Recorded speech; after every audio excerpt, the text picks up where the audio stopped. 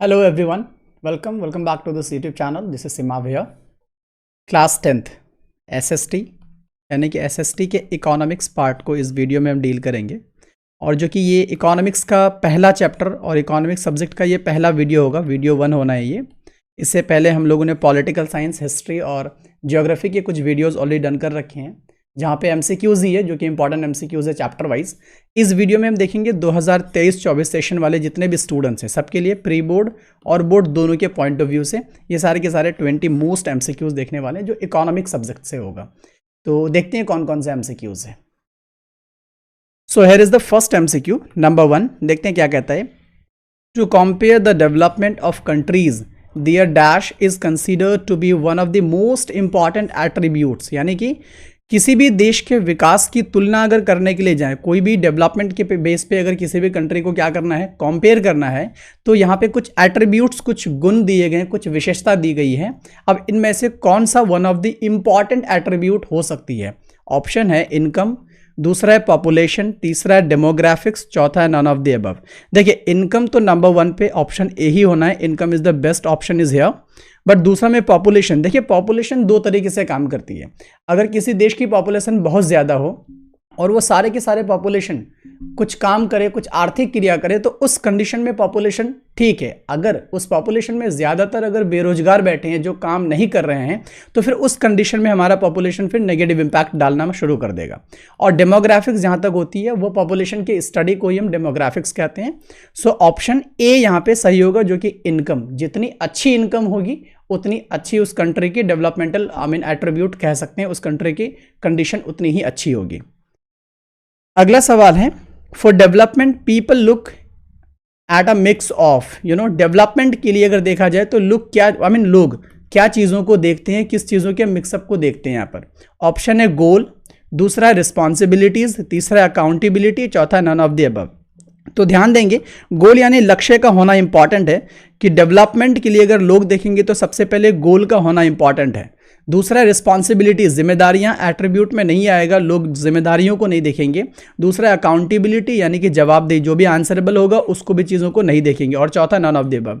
तो option A यहाँ पे होगा goal. Goal is the right answer for development के लिए। किसके लिए? डेवलपमेंट के लिए, किसी भी विकास के लिए लोग जो मिश्रण देखते हैं वो एक्चुअली किसका देखते हैं? गोल के मिश्रण को देखते हैं। गोल के मिश्रण यानी कि लक्ष्य के मिश्रण को देखेंगे। अगला सवाल है, in world development report WDR की बात करें हम लोग, world development report brought out by the, यहाँ पे डैश ब्लैंक दे रखी है, पर capita income criterion is used in classifying countries.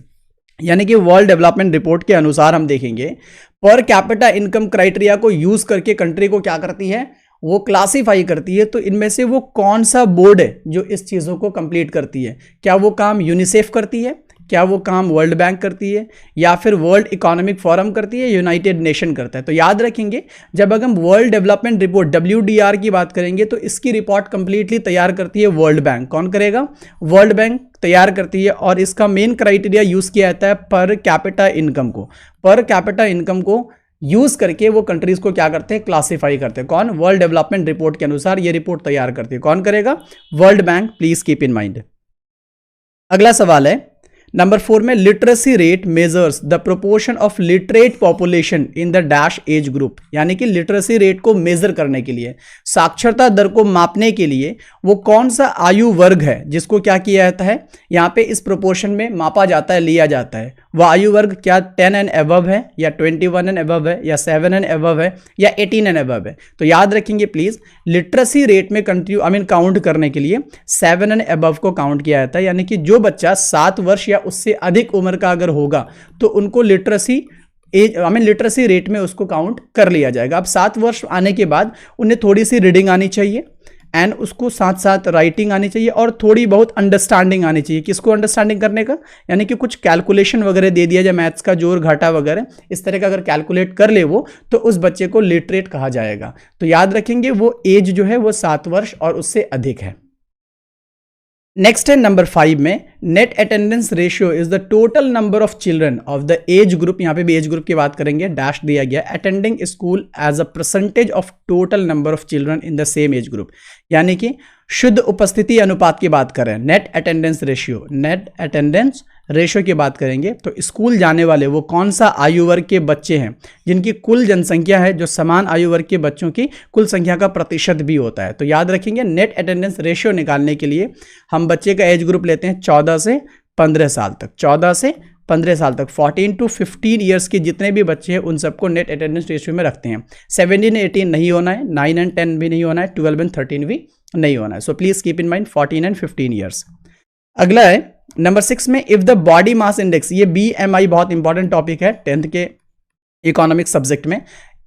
BMI is dash दे रखी है, then the adult person would be consider undernourished, यानी कि BMI देखेंगे वो कितना होगा जिस एडल्ट को हम क्या कह सकते हैं, अंडर नॉरिश्ड कह सकते हैं। अगर उनकी BMI 18.5 से कम हो तो क्या उसे हम अंडर नॉरिश्ड बोलेंगे, या 10.5 हो तो उसे अंडर नॉरिश्ड बोलेंगे, या 20.5 से कम हो या 28.5 से कम हो। तो याद रखेंगे एक एडल्ट के केस के लिए मैं बता रहा हूं आपको, एक एडल्ट होगा और एडल्ट के लिए अगर अंडर नॉरिश्ड को अगर देखना है तो उसके लिए लेस देन 18.5 जिसका भी BMI है वो अंडर नॉरिश्ड आएगा, उसे खाने पीने की सख्त जरूरत पड़ेगी, हर हालत में पड़ेगी। तो कितना 18.5 से कम होना चाहिए, अगर 18.5 से कम है तो वो अंडर नॉरिश्ड है एडल्ट के केस में। अगला है नंबर 7 में if the BMI, same question है बट थोड़ा सा चेंज होगा। यहाँ पर BMI यहाँ पे बात करेंगे बॉडी मास इंडेक्स का, डैश है यहाँ पर, then the adult person would be considered overweight. अब हम पहले बात करा अंडर नॉरिश्ड, अब हम ओवरवेट की बात करेंगे। तो ओवरवेट किस कंडीशन में होती है, क्या किसी का अगर BMI 18 प्लस हो या 30 प्लस हो या 45 प्लस हो या 25 प्लस हो, किसके लिए, एडल्ट के केस के लिए। याद रखेंगे प्लीज एज ग्रुप के अकॉर्डिंग ये डिफरेंट होता है BMIs, ठीक है। तो एडल्ट के लिए देखेंगे तो वो एज होगा D मोर देन 25, यानी एडल्ट के लिए अगर किसी का 25 से ज्यादा BMI आ रहा है तो उसको ओवरवेट के कैटेगरी में रखा जाएगा, ओवरवेट उसको समझा जाएगा। सो please keep in mind 25 plus होगा, अगर 25 BMI ज्यादा होगा 25 से तो उसे ओवरवेट के कैटेगरी में रखा जाएगा। नेक्स्ट है number 8, human development report HDR की बात करें, इसको पब्लिश करती है UNDP। कौन करती है, UNDP। UNDP का फुल फॉर्म आपको मालूम होगा, यूनाइटेड नेशंस डेवलपमेंट प्रोग्राम होता है, United Nations Development Programme. So please keep in mind. तो UNDP क्या करती है, HDR रिपोर्ट को पब्लिश करती है, कंपेयर्स कंट्रीज बेस्ड ऑन। तो किसके बेस पे HDR रिपोर्ट तैयार करती है, कौन, UNDP। क्या वो हेल्थ स्टेटस को देख के, पर कैपिटा इनकम को देख के, या फिर एजुकेशनल लेवल को देख करके, या फिर all of the above. So please keep in mind जब UNDP HDR रिपोर्ट तैयार करेगी तो वो ये तीनों के तीनों देखेगा, हेल्थ स्टेटस भी देखेंगे, पर कैपिटा इनकम भी देखेंगे, एजुकेशनल लेवल भी देखेगा। सो ऑप्शन डी हो जाएगा all of the above, all of the above. तो याद रखेंगे HDR के केस में जो UNDP पब्लिश करती है तो वो 3 स्टेटस देखती है, 3 चीजों को देखते हैं, हेल्थ स्टेटस भी देखेंगे, पर कैपिटा इनकम भी देखेंगे और एजुकेशनल लेवल भी देखेंगे। सो नंबर 9 नेक्स्ट है यहाँ पे, what will be the top priority. यहाँ पे हम टॉप प्रायोरिटी की बात कर रहे हैं in the developmental goal of a landless labourer. जो भी लैंडलेस लेबरर है, जो कि भूमिहीन श्रमिक है, जो कि भूमिहीन किसान, जिनके पास अपनी जमीन नहीं यार है भी तो बहुत ना के बराबर में होगा, तो उनको डेवलपमेंटल गोल अगर उससे पूछा जाए तो उनकी टॉप प्रायोरिटी क्या रहेगी, सबसे पहले वो क्या लेंगे नाम, क्या वो एक्सपेंशन इन रूरल बैंकिंग, यानी क्या वो रूरल बैंक को एक्सपैंड करने के लिए बोलेगा, यानी ग्रामीण बैंकिंग का विस्तार के लिए सोचेगा, या मोर days of work and better wages, या फिर वो काम के अधिक दिन मांगेगा और बेहतर से बेहतर वेजेस यानी कि उनको वेतन मांगेगा। नंबर सी कह रहा है मेटल रोड्स फॉर ट्रांसपोर्टेशन, या फिर वो ट्रांसपोर्ट के लिए एक पक्की सड़क मांगेगा, या फिर नंबर डी कह रहा है establishment of a high school, या फिर वो एक हाई स्कूल की स्थापना के बारे में सोचेगा। तो प्लीज याद रखेंगे जो लैंडलेस लेबरर होंगे उसका डेवलपमेंटल गोल अगर पूछा जाए तो टॉप प्रायोरिटी में उसका होगा option be more days of work and better wages, क्योंकि वो सबसे पहले काम ढूंढेगा, क्योंकि उसके पास खाने के लिए सबसे पहले उनको अनाज चाहिए और अनाज पाने के लिए खरीदना पड़ता है और खरीदने के लिए पैसे चाहिए। तो सबसे पहले वो क्या करेंगे, ज़्यादा से ज़्यादा दिन वो काम ढूंढेंगे और उस काम के बदले अच्छे से वो अपना क्या मजदूरी मांगना चाहेंगे। तो उनका डेवलपमेंटल गोल क्या हो जाएगा, more days of work and better wages. Banking के लिए क्या करेगा, बैंक में पैसे जमा करते बट पैसे तो है नहीं।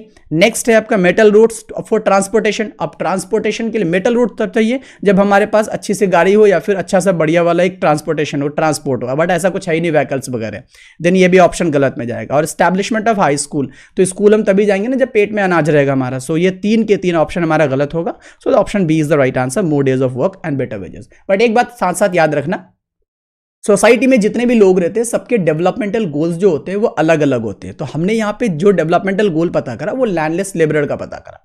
तो डेफिनेटली कोई स्टूडेंट होगा तो उसका क्या होगा, कोई जॉब होल्डर होना है तो उसका गोल क्या होना है, या फिर कोई बिजनेसमैन है उसका क्या गोल होना है, तो सबका डिफरेंट होगा। तो हम अभी बात कर रहे थे लैंडलेस लेबरर का, तो उनका बेस्ट ऑप्शन हो जाएगा more days of work and better wages.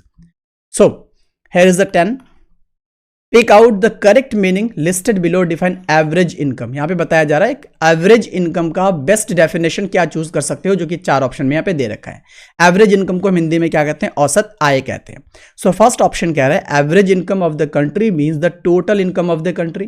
क्या एवरेज इनकम बराबर होती है टोटल इनकम का, या फिर the average income in a country is the income of only employed people.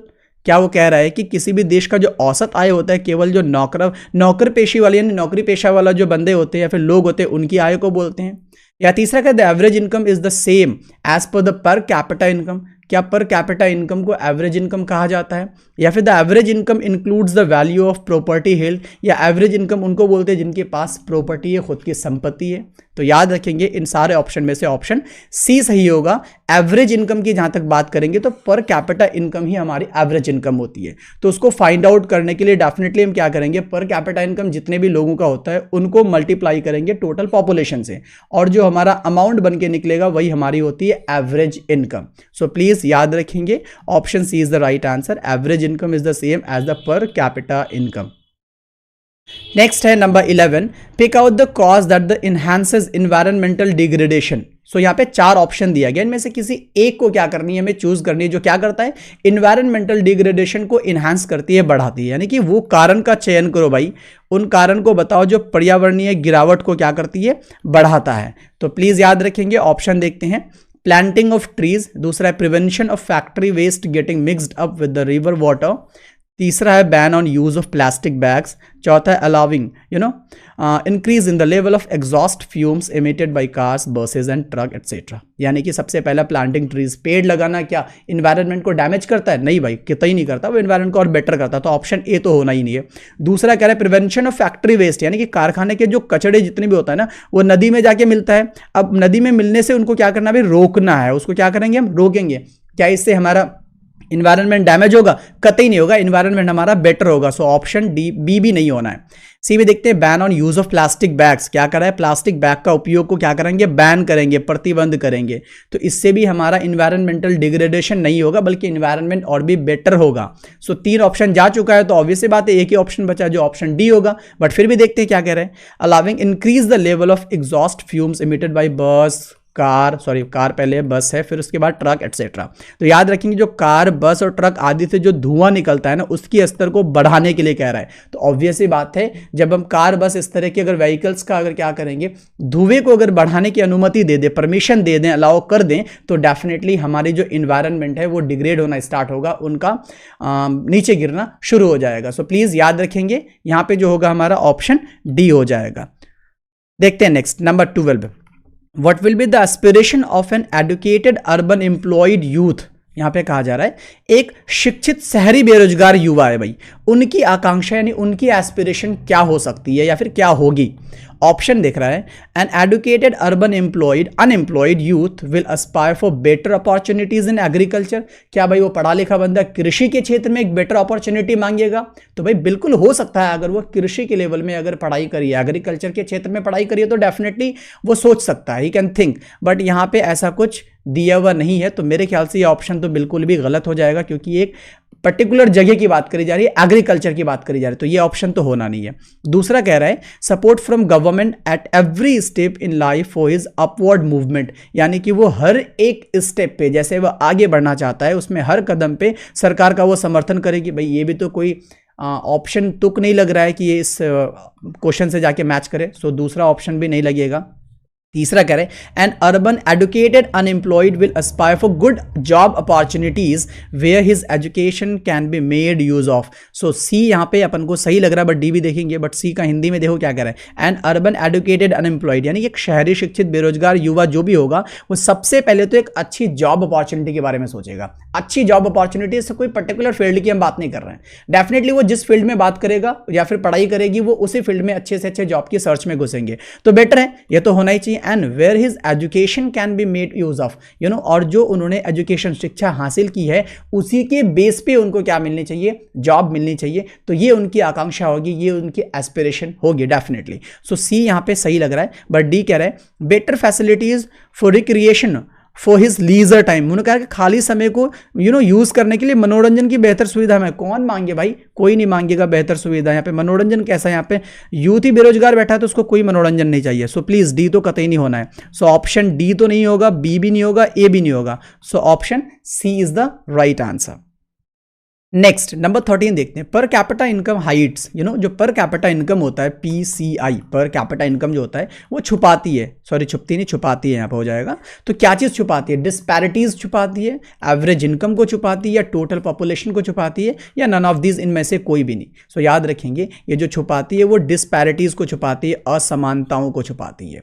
अब कैसे कह सकते हो, पर कैपिटा इनकम हर एक इनकम की, हर एक इंडिविजुअल बंदे की क्या बताती है, सैलरी के बारे में बताती है, इनकम के बारे में। मान लेते हैं कोई एक इंसान है जो 1 लाख रुपए महीना वो पर कैपिटा, सॉरी 1 लाख रुपए वो क्या कर रहा है, कमाता है monthly, just take an example. और वहीं पे एक ऐसा बंदा है जिनको 10K मिलता है, और कोई एक ऐसा बंदा है जो टोटली क्या करता है, नील रहता है, क्योंकि वो बेरोजगार बैठा होता कुछ नहीं। तो यहाँ पे अपन को 3 बंदा एक ही रीजन से देख रहे हैं, 3 का 3 लेवल दिख रहा है यहाँ पर। तो यहाँ पे डिस्पैरिटीज, असमानता दिख रही है। तो डेफिनेटली ये हमें कोई नहीं बताता है कि कौन कितना बंदा बेरोजगार है, कितना कमाता है, या फिर कितना ज्यादा है, कितना कम कमाता है। तो अपन को डिस्पैरिटीज तो डेफिनेटली ये छुपाती है, बट एवरेज इनकम डेफिनेटली दिखाती है कि एक एक बंदा कितना कमाता नहीं कमाता है, उसको हम टोटल फाइनल ईयर में निकालते हैं, और टोटल पॉपुलेशन भी पता चलता है क्योंकि उस पॉपुलेशन से मल्टीप्लाई करते हैं उसको। तो एवरेज इनकम तो दिखता है, पॉपुलेशन भी दिखता है, बट डिस्पैरिटीज कभी नहीं दिखती। सो ऑप्शन ए होना है कि पर कैपिटा इनकम डिस्पैरिटीज को छुपाती है, असमानताओं को छुपाती है। अगला है number 14, Kerala has low infant mortality rate because it has, यानी कि केरला की हम बात कर रहे हैं, वहाँ की जो IMR यानी इन्फेंट मोर्टालिटी रेट है वो लो है। इसके पीछे की रीज़न बताने, बिकॉज इट हैज़ यानी उसके पास क्या चीज़ है जिससे उसकी इन्फेंट मोर्टालिटी रेट इतनी गिरी हुई है। अच्छी बात है, इन्फेंट मोर्टालिटी रेट यानी कि शिशु मृत्यु दर कम होती है, तो ये अच्छी बात है, बट ये किसकी वजह से हो रही है। ऑप्शन कह रहा है low provision of basic health and educational facilities, क्या वहाँ की जो बेसिक हेल्थ फैसिलिटी है और एजुकेशनल फैसिलिटी है उनकी प्रोविज़न काफ़ी लो है, काफ़ी कम है, क्या ये वजह है। या दूसरा कह रहा है adequate provision of basic health and educational facilities, फिर दूसरा कह रहा है कि क्या वहाँ की जो बेसिक हेल्थ और एजुकेशनल फैसिलिटीज़ है वहाँ पे एडिक्वेट प्रोविजन मतलब बहुत अच्छा, जो बुनियादी स्वास्थ्य और शिक्षा सुविधाएं होनी चाहिए उनकी पर्याप्त प्रावधान करके रखा है, बढ़िया प्रावधान करके रखा है। क्या इसकी वजह से लो IMR है, या फिर बोल रहा है high mortality rate among elderly people, या बोल रहा है बुजुर्ग लोगों में उच्च मृत्यु दर है, इसकी वजह से वहाँ की IMR क्या है आपका, लो है, या फिर नन ऑफ द अबव। तो याद रखेंगे ऑप्शन बी होगा adequate provision of basic health and educational facilities. जो वहां की बेसिक हेल्थ और एजुकेशनल फैसिलिटीज है वहां की जो प्रोविजंस है वो बहुत बढ़िया बना के रखा है, इस वजह से वहां की जो शिशु मृत्यु दर है उनकी संख्या बहुत कम है, काफी लो में है। तो याद रखेंगे option B is the right answer, यानी बुनियादी स्वास्थ्य और शैक्षिक सुविधाएं जो है उनका पर्याप्त प्रावधान करके रखा है। क्या किसने कर रखा है, केरला गवर्नमेंट ने कर रखी है। So please keep in mind Kerala याद रखेंगे, केरला एक साउथ इंडियन स्टेट है हमारा जिसका कैपिटल तिरुवनंतपुरम है, याद रखेंगे तिरुवनंतपुरम है। So please keep in mind.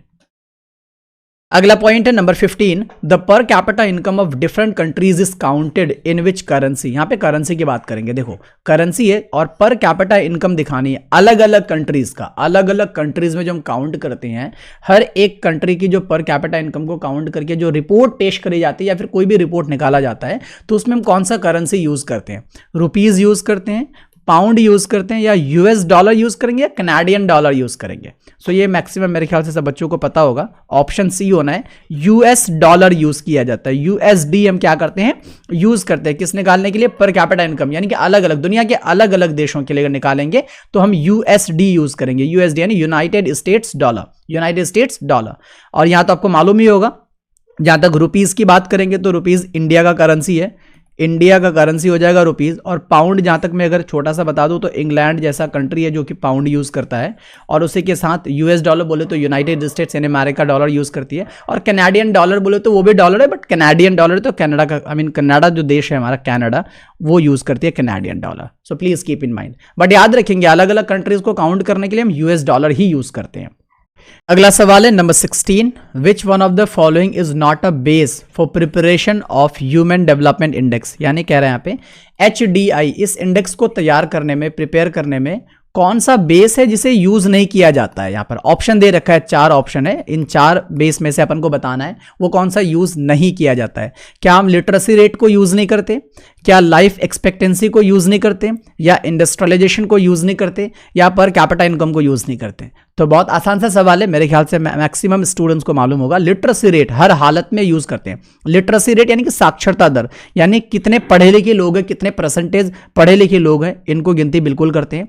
Life expectancy, जिसको हम हिंदी में जीवन प्रत्याशा कहते हैं, यानी कि वहां की रेट होती है कि कौन कौन से कंट्रीज में ज्यादातर लोग मैक्सिमम कितने उम्र तक जिंदा रहने की संभावना होती है, उसको हम बोलते हैं लाइफ एक्सपेक्टेंसी। तो ये भी यूज करी जाती है। और चौथे ऑप्शन में देखते हैं हम डी में पर कैपिटा इनकम, यानी कि हर लोगों की कमाई कितनी, एक एवरेज इनकम की बात करेंगे तो वो भी देखी जाती है।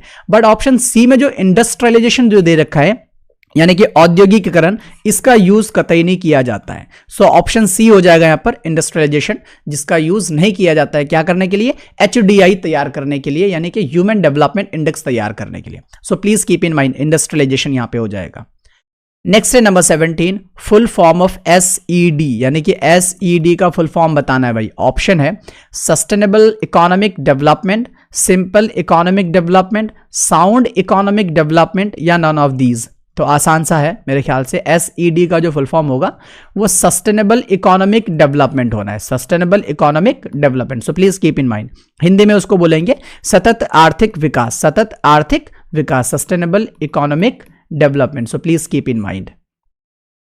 नंबर 18 है बॉडी मास इंडेक्स, यानी कि BMI की बात कर रहे हैं। सो BMI ये भी याद रखेंगे, आपके 10th में बहुत अच्छे से समझाया गया है BMI के बारे में। सो फुल फॉर्म होता है body mass index is use to calculate, यानी कि BMI का जो यूज करते हैं वो क्या चीज कैलकुलेट करने में यूज करते हैं। ऑप्शन है नॉरिशमेंट लेवल, यानी कि पोषण स्तर को देखने के लिए, या फिर दूसरा कह रहा है बॉडी ग्रोथ, यानी कि शारीरिक वृद्धि को बताने के लिए, या सी कह रहा है कि ओनली ए, सिर्फ और सिर्फ नॉरिशमेंट लेवल बताने के लिए, या डी कह रहा है बोथ A एंड B, यानी कि नॉरिशमेंट लेवल और बॉडी ग्रोथ दोनों बताने के लिए। सो ऑप्शन डी होगा, जो कि नॉरिशमेंट लेवल भी बताता है और बॉडी की ग्रोथ भी बताती है। तो इन दोनों को मापने के लिए, इन दोनों को मेजर करने के लिए, इन दोनों को कैलकुलेट करने के लिए हम क्या यूज करते हैं?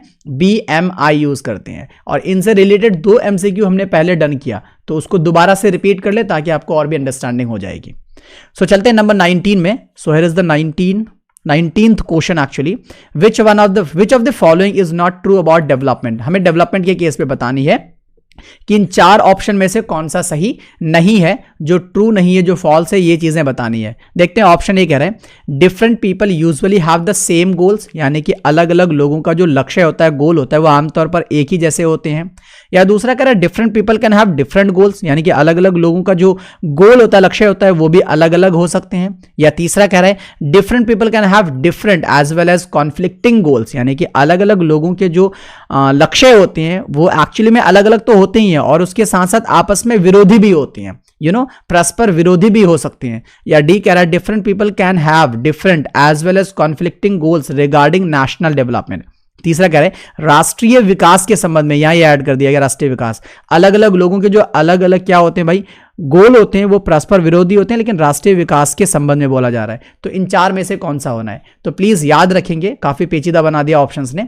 डेवलपमेंट के केस में जो होता है वो पहला वाला बिल्कुल नहीं हो सकता है, क्योंकि बोल रहा है different people usually have the same गोल। नहीं भाई, कभी भी एक इंसान का एक ही गोल नहीं होता है, हर किसी के गोल अलग अलग होते हैं, उनकी स्ट्रैटेजी अलग होती है, उनका काम करने का तरीका अलग होता है और वो अलग मुकाम पे जाना भी चाहते हैं। मैक्सिमम की बात कर रहे हैं, बट कुछ लोग ऐसे होते हैं जो सेम चाहते हैं, बट मैक्सिमम लोगों की सोच अलग होती है, उनका गोल भी अलग होता है। So option A is the right answer of this question. क्या कह रहा है? डेवलपमेंट के बारे में सही नहीं है। Different people usually have the same goal, same नहीं, यहाँ पे डिफरेंट ऐड हो जाता तो फिर सही हो जाता, और बाकी तीनों के तीनों नीचे सही है। चलते हैं नंबर 20 में। सो here is the 20th question. IMR stands for, IMR के बारे में फुल फॉर्म बतानी है। अभी हमने कुछ देर पहले IMR से रिलेटेड एक क्वेश्चन भी करा। क्या है? ऑप्शन है infant mortality ratio, Indian mortality ratio, या इंटरनेशनल मोर्टालिटी रेशियो, या नन ऑफ दीज। तो ऑप्शन सही बात है भाई, यहाँ पे तो ये इंडियन और इंटरनेशनल कतई नहीं होना है। Option A is the right answer. Infant mortality ratio. Infant mortality ratio क्या होता है? इन्फेंट मोर्टालिटी रेशियो, आई से इन्फेंट हो जाना है, एम से मोर्टालिटी, आर से रेशियो हो जाएगा। सो IMR की full form infant mortality ratio, ये चीज आप याद रखोगे। हिंदी में उसको बोलते हैं शिशु मृत्यु अनुपात। शिशु मृत्यु अनुपात, ये कभी कभार आपको इन्फेंट, ध्यान दो आप लोग, इन्फेंट मोर्टालिटी रेशियो के बदले आपको रेट भी दिख सकता है, तो आप रेट रहे तो आप रेट पे भी लगा दोगे। IMR infant mortality rate, infant mortality rate, Hindi में उसको बोलेंगे शिशु मृत्यु दर, शिशु मृत्यु दर। तो कभी कभार अगर ये मिल जाए तो ये भी आपने लगा देनी है। सो प्लीज, ये हमारा लास्ट क्वेश्चन था इकोनॉमिक्स के इस सेशन का। So thank you so much for watching the entire video. And last में एक बात ये कहूंगा कि अगर आपने इससे पहले के वीडियोस को अगर वॉच नहीं किया है तो आप प्लेलिस्ट में जाकर के सारे MCQs को वॉच कर सकते हैं जो एग्जाम के पॉइंट ऑफ व्यू से है, और आप लोगों को काफ़ी बेनिफिट साबित भी हो सकता है। एंड लास्ट में बेस्ट विशेस, अच्छे से प्रिपरेशन करो, अच्छा परफॉर्म करना है, स्कोरिंग भी अच्छे से करनी है। एंड लास्ट में इंपॉर्टेंटली, अगर आपने इस चैनल को सब्सक्राइब नहीं किया तो please do subscribe and share जरूर करें, जितना ज़्यादा से ज़्यादा होगा तभी चैनल भी फैलेगा एंड इंपॉर्टेंटली कि लोगों तक पहुंचेगा, भी स्टूडेंट्स तो कि सारे वीडियोस रीच भी होगा। That is all. Thank you so much.